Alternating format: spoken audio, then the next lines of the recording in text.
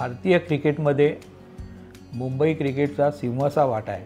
मुंबईने अनेक खेळाडू दिले आहेत। आत्ता पण जवळजवळ 350 जे काही खेळाडू आहेत त्यापैकी 75 मुंबईचे खेळाडू आहेत। मुलींमध्ये पण जवळजवळ 20 इंडिया खेळलेल्या मुली आहेत। तर हा मुंबईचा एवढा मोठा वारसा आहे। मुंबईकडे पूर्ण जगाला दाखवण्यासारख्या अमूल्य अशा बऱ्याच वस्तू आहेत। हेरिटेज मोठा आहे, आमचा इतिहास मोठा आहे आणि हे सगळं जागतिक क्रिकेटसमोर किंवा जगातल्या सगळ्या क्रिकेट रसिकांसमोर यावं आणि या दृष्टीने गेली 3-4 वर्ष आमचा प्रयत्न चालू होता।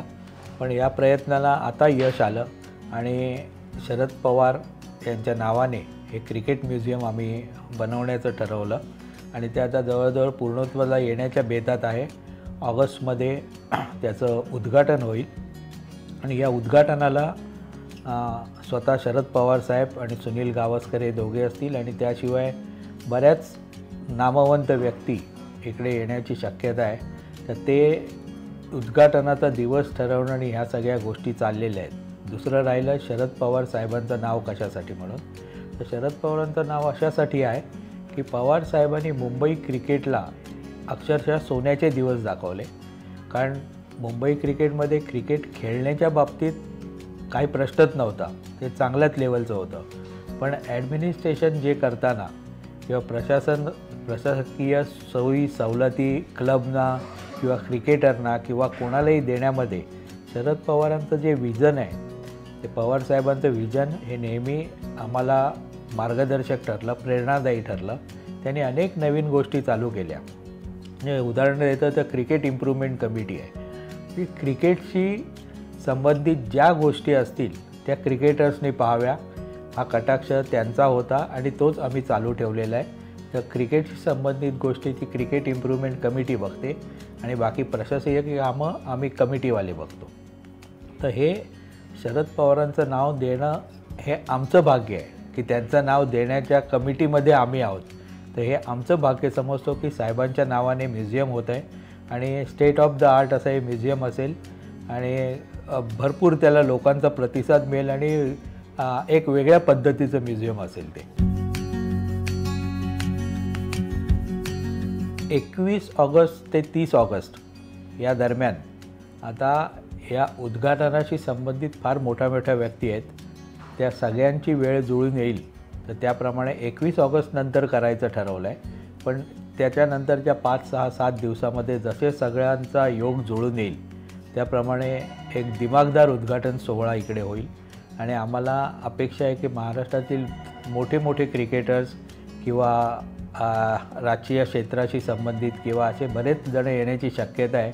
तर ते त्यांच्या सगळ्यांचा योगायोग ज्या दिवशी जुळून येईल, पण 21 तारीखनंतर ते कधीही होऊ शकतं उद्घाटन आणि तसा आमचा प्रयत्न, तशी तयारी चालू आहे। सगळ्यात पहिलं तर मुंबईची सगळ्यात मोठी अचीवमेंट आहे की 42 वेळेला रणजी ट्रॉफी जिंकली। त्या सर्व ट्रॉफी तिकडे बघायला मिळतील। एक सेक्शन फक्त रणजी ट्रॉफीसाठी आहे। त्याच्यानंतर एक विशेष काही गोष्टी इकडे झालेल्या आहेत, म्हणजे ती मुंबई हरियाणाच्या रणजी ट्रॉफीची शेवटची मॅच होती, त्याच्याशी संबंधित काही वस्तू असतील। काही आपले क्रिकेटर्स आहेत, आता जसं संदीप पाटील यांनी 1983 साली जो वर्ल्ड कप जिंकला त्या वर्ल्ड कपचं ब्लेझर त्यांनी आम्हाला दिलेलं आहे आणि अशा बऱ्याच लोकांनी वेगवेगळ्या सलील अंकुलांनी दिलेलं आहे, त्याचा स्वेटर दिलेला आहे। तर ह्या गोष्टी बघायला मिळतीलच, पण त्याच्यामध्ये दुसरं असं असेल, क्रिकेटचे बॉल, चेंडू, त्या वस्तू तर सगळ्याच स्टेडियममध्ये असतात किंवा सगळ्याच म्युझियममध्ये असतात, पण ह्याच्यात आम्ही विशेष असं एक डिजिटल एक्सपिरियन्स देण्याचं ठरवलेलं आहे। म्हणजे त्याच्यामध्ये तुम्ही जुन्या इतिहासातल्या काही जे क्षण असतात ते तुम्ही पुन्हा अनुभवू शकता आणि अशा पद्धतीचं ते म्युझियम असेल। हे तिकडे तुम्हाला जर वाटलं की 2011ला धोनीने शेवटची सिक्सर मारून जो वर्ल्ड कप जिंकवला, तर ते तिकडे त्याचा पुन्हा अनुभव तुम्ही घेऊ शकता। सचिन तेंडुलकर 200व्या टेस्ट मॅचला जो उतरत होता, तर ती मुवमेंट तिकडे तुम्ही अनुभवू शकता।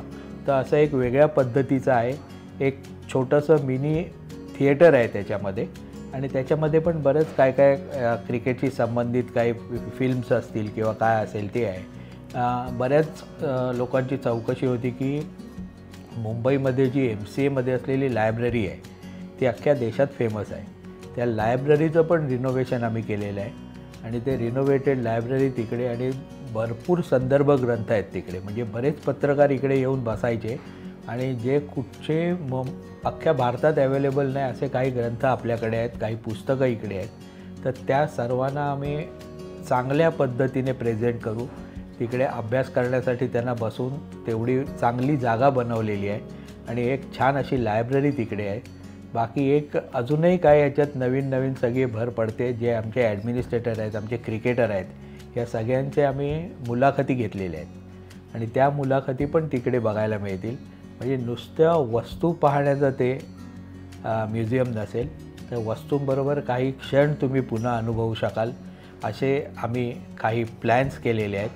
त्या प्लॅनला आता मूर्तस्वरूप यायला लागलेलं आहे आणि लवकरच संपूर्ण सगळ्या जगासाठी आणि मुंबईतच लाखो क्रिकेटचे फॅन आहेत.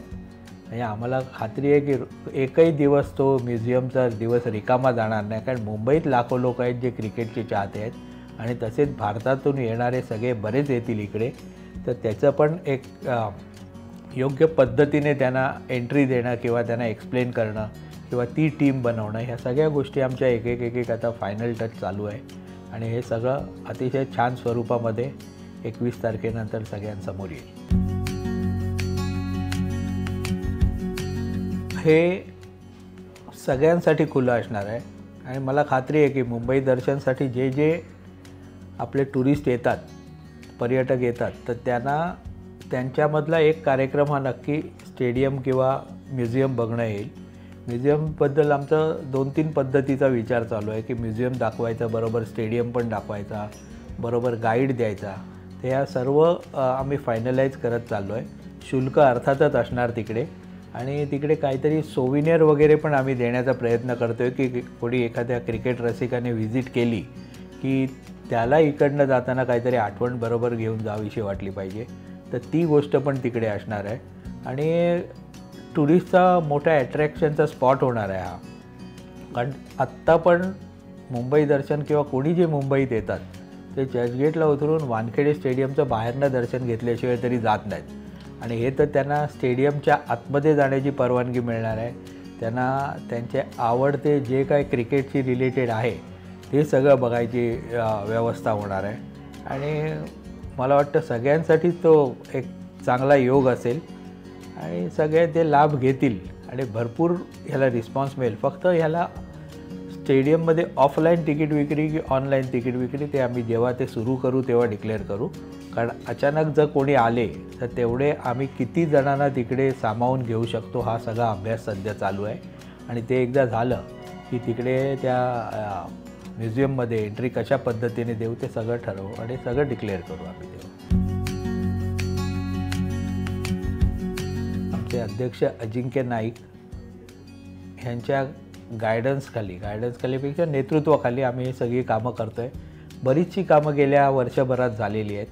त्यातला हा आमचा एक हायलाईट असेल की पीक पॉईंट आहे हा की म्युझियम होतं आहे आणि त्याचं उद्घाटन आमच्या कारकिर्दीत होतं आहे.